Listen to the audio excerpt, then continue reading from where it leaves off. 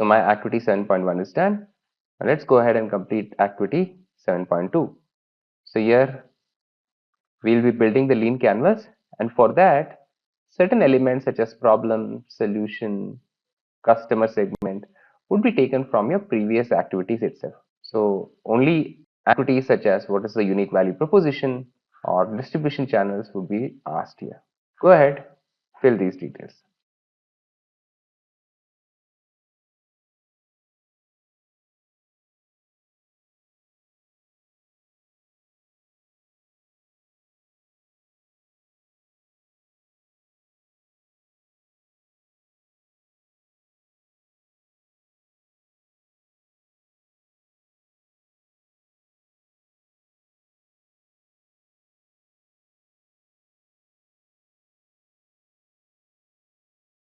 Once complete, hit the complete button, and now complete option, and now your activity 7.1 and 7.2 are done.